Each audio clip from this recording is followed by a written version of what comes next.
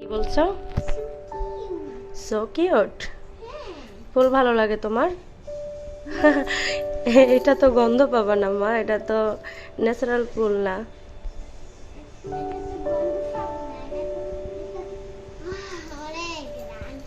এটাতে তুমি গ্রান পাবা কোথায়? এটাতে তো গ্রান নাই। আসসালামু আলাইকুম, আশা করছি সবাই ভালো আছেন। তো আজকের ব্লগটা এখান থেকেই শুরু করে দিয়েছি। মেহজাবিনের সাথে বসে একটু গল্প করছিলাম, তো ভাবলাম আপনাদের সাথে একটু শেয়ার করি। অনেকদিন ধরে মেহজাবিন আপনাদের সাথে কথা বলে না, তো একটু রান্নাবান্না করতে হবে। আজকেও তো আবার হসপিটালে যেতে হবে, তো রান্নাবান্না করার জন্য যা যা রান্না করব ফ্রিজ থেকে নামিয়ে ভিজিয়ে রেখেছি। তো এদিকে এসে দেখেছে মেহজাবিন ফুল নিয়ে খেলা করতেছে। ওর নাকি মানে দুষ্টমি করে এই ফুলগুলো থেকে গ্রান নিচ্ছে, যদি এগুলো ফলস ফুল। সত্যি সত্যি বলছো? তো এই আর কি, এখান থেকে আজকে ব্লগটা শুরু করে দিলাম। দেখি আজ আপনাদের সাথে কি কি শেয়ার করা যায়।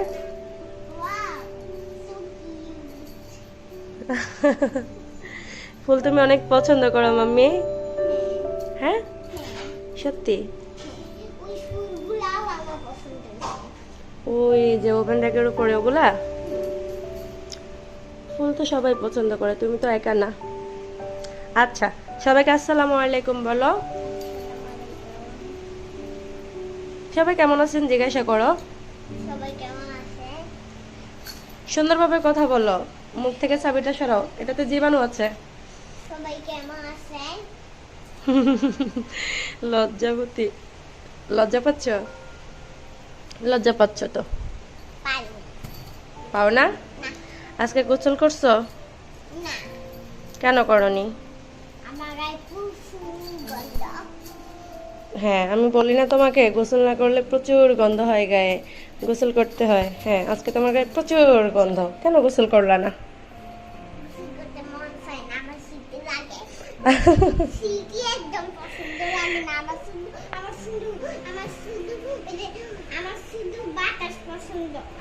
বাতাস পছন্দ, শীত পছন্দ না? এখন তো বাহিরে অনেক বৃষ্টি হচ্ছে, সেই জন্যই তোমার কাছে শীত লাগতেছে। থাক, হ্যাঁ কাটেন। ও থাক, আজকে বৃষ্টির দিনে গোসল করতে হবে না। আমি দুষ্ট করে বলছি, তোমার গায়ে গন্ধ নেই।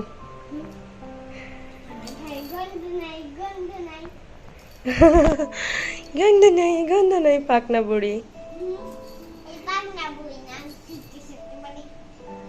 তুমি একটা পাকনা বুড়ি।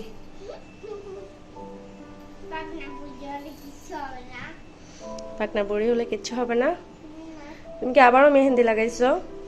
দেখি, অনেক সুন্দর। তো রান্নাঘরে হচ্ছে আম্মু একটু কাটা বাছা করতেছে। হ্যাঁ, হাতে মেহেন্দি লাগাইছো, খুব সুন্দর। আবার ওই যে হসপিটালে নিয়ে যাওয়ার জন্য আম্মু হচ্ছে একটু কাটা বাছা করতেছে আমার আম্মু। তো আমি তো দৈনিক হসপিটালে যেতে হয়, তাছাড়া আমার শরীরটা অনেক অসুস্থ আছে আজকে কয়েকটা দিন ধরেই। তো এখন গিয়ে দেখি আম্মু কে কাটতেছে। তো হসপিটালে হচ্ছে আমাদের যে পেশেন্ট আছেন, ওনার হচ্ছে আয়রনের প্রবলেম, আয়রন অনেক কম আছে, ব্লাডও কম আছে, ওনার হিমোগ্লোবিন লেভেলটা কম আছে। তো আয়রন জাতীয় খাবার ওনাকে আজকে প্রথমবারই হচ্ছে কেবিনে আনা হবে আইসিইউ থেকে। তো আমরা ভাবলাম ওনার ব্লাড হয় এবং আয়রন হয় এই টাইপের কিছু ওনার জন্য নিয়ে যাই। তো যার জন্য মামানির জন্য হচ্ছে আম্মু কাঁচা কলা কেটে নিচ্ছে। কাঁচা কলায় প্রচুর পরিমাণে আয়রন আছে, সেটা আমরা সবাই খুব ভালো করে জানি। তো এখন হচ্ছে কাঁচা কলা দিয়ে ওই দিন যে ইলিশ মাছ ওনাদের জন্য রান্না করে নিয়েছিলাম, তো ইলিশ মাছের লেজ আর মাথা দিয়ে হচ্ছে কাঁচা কলা দিয়ে রান্না করব। আর হচ্ছে ওনার জন্য শিং মাছ আনা হয়েছে, যেহেতু ওনার ব্লাডের সমস্যা, শিং মাছের ঝোল করা হবে। আর ওনার যে মা এবং বোনের হাজব্যান্ড আছে, মানে নানু এবং মামা, তো ওনাদের জন্য হচ্ছে গরু মাংস দিয়ে বিরিয়ানি রান্না করে নিয়ে যাব। তো আপনাদেরকে দেখাচ্ছি কী কী ভেজানো হয়েছে। রান্নাঘরে এখন কাজ হচ্ছে, রান্না হবে, তাই রান্নাঘরটা একটু নোংরা হয়ে আছে, নোংরা না একটু এলোমেলো হয়ে আছে, তো প্লিজ কেউ মাইন্ড করবেন না।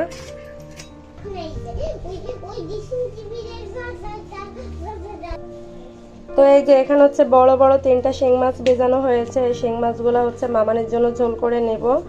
তো এর থেকে বেশি রান্না করব না, যেহেতু অন্যান্য রান্নাবান্না করে নিতে হবে, আর হসপিটালে তো গরম করার ব্যবস্থা নেই, ওনাদেরকে তাড়াতাড়ি খেয়ে নিতে হবে, আরও কিছু রান্নাবান্না হবে। তো এই যে এখানে একটা ইলিশ মাছ ভিজিয়েছি। তো আগের যে ইলিশ মাছটা ওনাদের জন্য ওই দিন রান্না করে নিয়েছিলাম সেটার লেজ এবং মাথা আছে। তো এই লেজ মাথা দিয়ে হচ্ছে কলা তরকারি আমার কাছে মনে হচ্ছে খুব একটা ভালো হবে না, আরও একটু দিতে হবে। তাই আমি আরও একটা ইলিশ মাছ ভিজিয়ে নিয়েছি, এটারও লেজ মাথা নেব, নিয়ে তারপরে কলা তরকারিটা রান্না করব। আর এই যে এখানে কুরবানির মাংস ভেজানো হয়েছে, এটা দিয়ে দেখি বিরিয়ানি অথবা তেহারি কিছু একটা রান্না করে নেব ওনাদের জন্য। তো এখন হচ্ছে রান্নার প্রিপারেশন চলতেছে, আর বাহিরে হচ্ছে প্রচুর বৃষ্টি হচ্ছে, প্রচুর না তখন প্রচুর হচ্ছিল, এখন একটু হালকা বৃষ্টি হচ্ছে, রিমঝিম বৃষ্টি যেটাকে বলে। তো বৃষ্টির দিনে আসলে বিরিয়ানিটা খেতে অনেক বেশি ভালো লাগে, বিরিয়ানি তেহারি খিচুড়ি টাইপের খাবার আর কি। তো আপনাদের সাথে একটু শেয়ার করছি।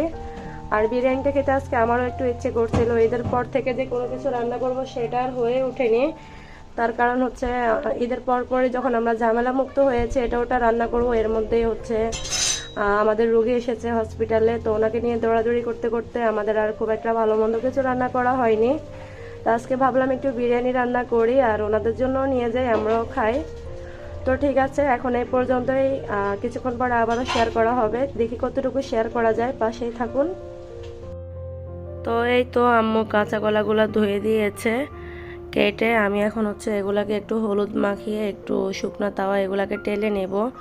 তো কচু এবং কাঁচা কলা তরকারি এগুলাকে এভাবে যদি টেলে রান্না করা যায়, এরপর আরও কিছু তরকারি আছে আমরা এভাবে টেলে রান্না করি, এভাবে কিন্তু রান্না করলে অনেক বেশি মজা লাগে। আর কাঁচা কলা এবং কচুর সাথে সবথেকে বেশি ভালো কম্বিনেশন হচ্ছে ইলিশ মাছ। তো ইলিশ মাছ দিয়ে কাঁচা কলা রান্না করলে কিন্তু অনেক মজা লাগে, অনেক বেশি মজা লাগে, যারা ট্রাই করেননি ট্রাই করে দেখতে পারেন। তো এই তো আমি হচ্ছে কাঁচা কলাগুলো দিয়ে দিয়েছি, এখন হচ্ছে হালকা একটু এপিট ওপিট করে দাগ লাগিয়ে আমি এগুলাকে একটু ভেজে নেব। তো এভাবে একটু তেলে রান্না করলে কচুর লতি, কচু, কাঁচা কলা, এরপরে হচ্ছে জালি কুমড়া, এই টাইপের তরকারিগুলো এভাবে একটু তেলে রান্না করলে খেতে অনেক বেশি মজার লাগে। তো আমার দাদিকে দেখতাম প্রায় সময় এই টাইপের তরকারিগুলোকে আগে শুকনো তাওয়ায় টেলে নিত, টেলে তারপরে রান্না করতো। তো আমিও সেভাবে প্রায় সময় যখন হাতে সময় থাকে এভাবেই রান্না করার ট্রাই করি। তো আজকে রান্নাবান্নাগুলো হচ্ছে আমাদের হসপিটালে যে পেশেন্ট আছে আমার মামি শাশুড়ি, ওনাকে উদ্দেশ্য করে রান্না করা বা ওনার জন্যই রান্না করা। তো আলহামদুলিল্লাহ, আল্লাহর অশেষ শুকরিয়া আদায় করি আল্লাহর দরবারে যে দীর্ঘ 5 থেকে 6 দিন পর ওনাকে গতকালকে আমরা আইসিইউ থেকে বের করতে পেরেছি, এখন উনি নর্মাল কেবিনে আছেন। তো আজকে হচ্ছে এখন থেকে ওনাকে আউটপুট এলাও, আমরা বাসা থেকে খাবার নিয়ে ওনাকে খাওয়াতে পারবো। তো ওনার হচ্ছে একটু আয়রনের প্রবলেম আছে, আয়রন কম আছে, ব্লাড কম আছে, তাই আমি ওনার জন্য ওভাবে রান্না করছি। আর ওনার হচ্ছে একটু ঠান্ডা লেগেছে আর কি, তো ওনার একটু লাঞ্চেও প্রবলেম হয়ে গিয়েছে। তো সব মিলিয়ে হচ্ছে আমি ওই টাইপের রান্নাই করতে হবে যাতে ওনার উপকার হয়। তাই আমি হচ্ছে ওনার যাতে আয়রন এবং যে রক্তশূন্যতা আছে সেটার ঘাটতি কমে, তার জন্য আমি ওনার জন্য কাঁচা কলা এবং শিং মাছ রান্না করব। দুইটাই ওনার আয়রন এবং ব্লাডের এটা পূর্ণ করতে হেল্প করবে আর কি। আর তাছাড়া ওনার যেহেতু ঠান্ডা লেগেছে, তো সেহেতু আমি ওনার জন্য রান্নাগুলো সরিষার তেলে করতেছি। আর সরিষার তেলে দেখতেই পাচ্ছেন একটু আস্ত সরিষার ফোড়নও দিয়ে দিয়েছি, আর দেবো কিছু আস্ত জিরার ফোড়ন। তো যখন সর্দি লাগে বা ঠান্ডা লেগে যায় আমাদের, তখন হচ্ছে সরিষার তেলে বা সরিষা দিয়ে ফোড়ন দিয়ে রান্না করা খাবারগুলো খেলে অনেক উপকার হয়। তো আমার আজকে রান্নাবান্নাগুলো সব কিছু ওনাকে উদ্দেশ্য করে, যাতে করে ওনার আয়রনের ঘাটতি পূর্ণ হয়, তারপরে হচ্ছে এদিকে ওনার ঠান্ডা সর্দিরও কাজ করে। তো সেভাবে হচ্ছে আমি প্রিপারেশন করে রান্নাগুলো করছি আর কি। তো মামানির জন্য হচ্ছে আমি কাঁচা কলা দিয়ে ইলিশ মাছ দিয়ে রান্না করব, আর হচ্ছে শিং মাছের ঝোল রান্না করব। আর ওনার মা এবং ওনার বোনের হাজব্যান্ড মানে নানু এবং মামার জন্য রান্না করব হচ্ছে মসুর ডাল দিয়ে গরুর মাংসের বিরিয়ানি, যেটার রেসিপি আপনাদের সাথে কিছুদিন আগে শেয়ার করেছিলাম। যে বিরিয়ানিটা আমি রান্না করে সুবিধাবঞ্চিত মানুষদের জন্য পাঠিয়েছিলাম, ঠিক সেমভাবে আমি রান্না করব।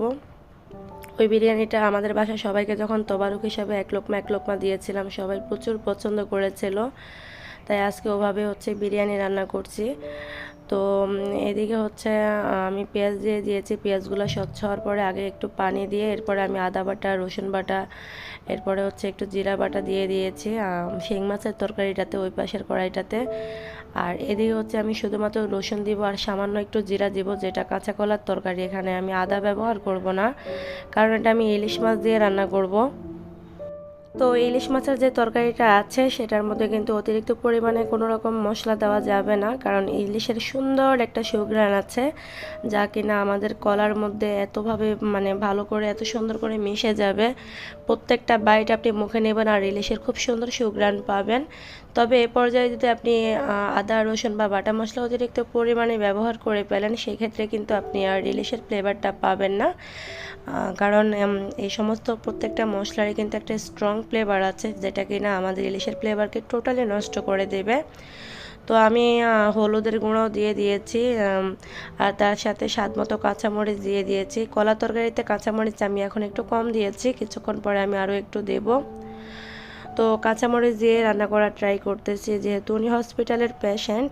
তো এই পর্যায়ে আসলে ওনাকে গুঁড়ো মরিচ দিয়ে বা স্পাইসি খাবারগুলো ওনাকে কম দেওয়াই ভালো, কারণ এমনি উনি অসুস্থতার সাথে লড়াই করছে। তো আমি চাচ্ছি না এই পর্যায়ে ওনার আরও অ্যাসিডিটি বেড়ে যাক, বা অনেক দিন পরে ওনার যেহেতু নর্মাল খাবার দাবার ওনার পেটে পড়বে, সেহেতু এখন একটু ওভাবে রান্না করে নিতে হবে।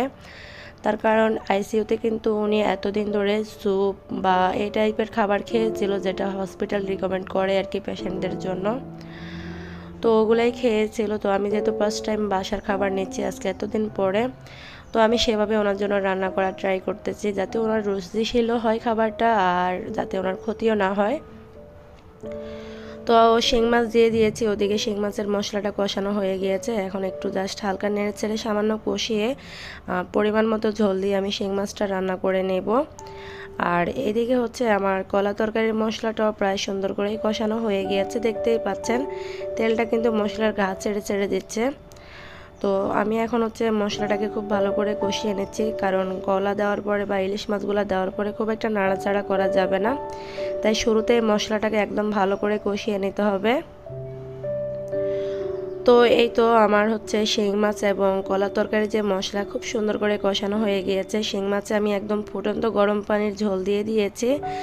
আমি পাশে অন্য আরেকটা চুলায়, আমার সিলিন্ডার চুলায় পানি গরম করে রেখেছি। আর আপনারা তো সবাই খুব ভালো করেই জানেন যে আমি ঝোলের পানি হিসাবে সবসময় গরম পানি ব্যবহার করতে খুবই পছন্দ করি। তো ওইদিকে শিং মাছটা হতে থাক, আর এদিকে হচ্ছে আমি দুইটা ইলিশ মাছের মাথা, লেজ, এগুলা সব কিছু মিলিয়ে দিয়ে দিয়েছি কলা তরকারির জন্য। তো এখন হচ্ছে আমি এই ইলিশগুলোকেও একটু মশলার সাথে ভালো করে কষিয়ে নেব, কষিয়ে নিয়ে দেন আমি কলাটা দিয়ে দেব।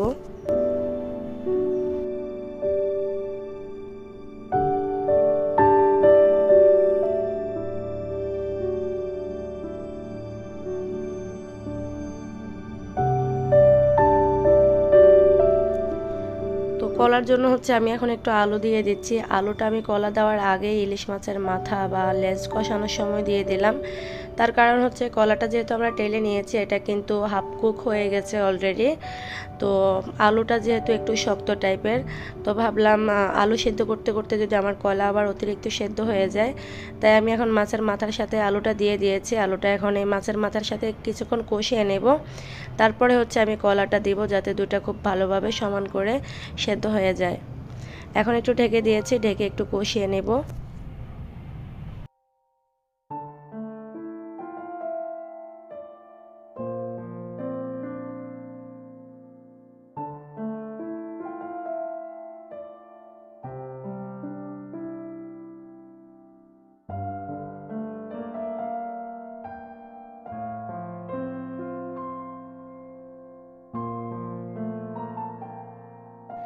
তো এই তো আমার মাছের মাথাগুলা কিন্তু কষিয়ে নেওয়া হয়ে গিয়েছে, আর আমি এখন কাঁচা কলাগুলা দিয়ে দিয়েছি। তো এখন হচ্ছে আমি একদম ফুটন্ত গরম পানির ঝোল দিয়ে দেব, দিয়ে সেদ্ধ করে নেব। আর কাঁচা কলাটা দিয়ে আমি বেশি একটা নাড়াচাড়া করব না, তাহলে আমার মাছগুলা ভেঙে যাবে। যেহেতু মশলাটা খুব ভালো করে কষিয়ে নিয়েছি তার সাথে মাছগুলা, তো এখন আর বেশি একটা নাড়াচাড়া করতে হবে না। আমি ঝোলের পানি দিয়ে একসাথে এখন এগুলাকে রান্না করে নেব। তো আসলে আজকে অনেক আনন্দ লাগছে রান্নাগুলো করতে। আজকে এতদিন পর্যন্ত কিন্তু হসপিটালের জন্য আমার আম্মুই রান্না করে দিয়েছে, তবে আজকে আমি চাচ্ছি নিজের হাতে রান্না করে নেব। আজকে এতগুলো দিন পরে আমাদের পেশেন্ট আইসিইউ থেকে বের হলো, তো অনেক খুশি লাগতেছে। অবশেষে আলহামদুলিল্লাহ অবশ্যই তো পড়তে হলো, অবশ্যই যে কোনো সিচুয়েশানে আল্লাহ দরবারে আলহামদুলিল্লাহ পড়ি, সেটাই করা উচিত। তারপরেও আজকে মনটা অনেক খুশি লাগছে। আমাদের এতদিনের কষ্ট, এতদিনের সাধনা, আমাদের রোগীটা অন্তত সুস্থভাবে আইসিইউ থেকে আমরা বের করতে পেরেছি। আইসিইউতে কত খারাপ ঘটনা ঘটে যায় আপনারা সবাই খুব ভালো করে জানেন। তো সবশেষে একটা কথাই বলবো, আল্লাহ তো উপরওয়ালা আছেনই, উপরওয়ালা অবশ্যই সুস্থতা দান করেন, সব কিছু ওনার হাতেই। তবে মানুষের দোয়াটাও কিন্তু অনেক বেশি ইম্পর্ট্যান্ট। তো আমার এদিকে দুইটা রান্নাই হয়ে গিয়েছে। শিং মাছের চুলাটা আমি বন্ধ করে দিয়েছি, দেখতেই পাচ্ছেন খুব সুন্দর আকর্ষণীয় একটা কালার এসেছে। এখন এগুলাকে নামিয়ে আমি বিরিয়ানি রান্না করে নেব। তো যেটা বলছিলাম আর কি, মানুষের জীবনে দোয়া এবং বদদোয়ার জায়গাটা কিন্তু অনেক বেশি। তো আমাদের সবারই চেষ্টা করা উচিত আমরা এমন কাজ করা যে আমাদের বিপদে আমাদের শত্রুও যেন আমাদের জন্য দোয়া করে। সবার সাথে আমাদের এমনই বিহেভ করা উচিত। তো যেটা দেখলাম, আমার মামি শাশুড়ি যখন আইসিইউতে ছিল হসপিটালে, সবাই অনেক দোয়া করেছে, আত্মীয় স্বজন। ওনার বাবার বাড়ি কারোর সাথে আমার তো কন্ট্যাক্ট হয়নি, তবে ওনার শ্বশুরবাড়ি, যেটা কিনা আমার শ্বশুরবাড়ি, আমার নানা শ্বশুরবাড়ি, সবাই কিন্তু খুব উদ্গ্রীব ছিল ওনাকে নিয়ে। সবাই অনেক অনেক দোয়া করেছে ওনার জন্য, অনেক টেনশনে ছিল, প্রচুর খোঁজখবর নিয়েছে। আমার বিশ্বাস যে হয়তোবা ওনার ভাগ্যে ছিল, ওনার হায়াত ছিল, তাই উনি বেঁচে গিয়েছে। তবে সেখানে উনি অত তাড়াতাড়ি সুস্থ হয়ে যাওয়ার পিছনে মানুষের দোয়াটাই অনেক বেশি ছিল। তো সবাই কিন্তু ওনার জন্য অনেক দোয়া করেছে, আমি নিজের চোখে দেখেছি। অনেক বেশি আপসেট হয়ে পড়েছিলাম আমরা সবাই। আমাদের সবারই দোয়া এবং ভালোবাসার মাধ্যমে আল্লাহ হয়তো ওনাকে আরও একটা সুযোগ দিয়েছেন, আবারও সুস্থ করে তুলতেছেন। তো সবাই দোয়া করবেন, আর সবাই সব সময় নিজেদের জীবন দিয়ে একটা জিনিসের চেষ্টা করবেন, এমনভাবে জীবন করবেন। কবির ভাষাটা, সেই কমন ভাষাটা আজকে আর নাই, বললাম সেটা সবাই বলে। তবে হ্যাঁ, আপনাদের শত্রু যেন কখনো আপনাদের পেছনে আপনাদেরকে বদদোয়া না দেয়, এমন কাজ করবেন। তো মানুষের দোয়াটাই হচ্ছে সব কিছু। ভালোবাসা অর্জন করতে সবাই পারে না, সেটা লাইফে অনেক বেশি ইম্পর্ট্যান্ট। তো আমরা অনেক সময় ছোটোখাটো স্বার্থের জন্য অনেক বড় কিছু হারিয়ে ফেলি। তো যাই হোক, অনেক কথা বলে ফেলেছি। দোয়াটা মানুষের জীবনে অনেক বেশি ইম্পর্ট্যান্ট, আমার জন্য সবাই দোয়া করবেন। তো এই তো আমার বিরিয়ানি রান্না করা হয়ে গিয়েছে। এখন বিরিয়ানি, কাঁচা কলা, সাদা ভাত, শিং মাছের তরকারি সব কিছু ঘুচিয়ে আমরা হসপিটালে চলে যাব। আর আজকে হসপিটালে গিয়ে আর কোনো ভিডিও করব না, হসপিটালে যথেষ্ট ভিডিও আপনারা দেখেছেন। তো আজকে এ পর্যন্তই বিদায় নিচ্ছি, সবাই ভালো থাকেন, আল্লাহ হাফেজ।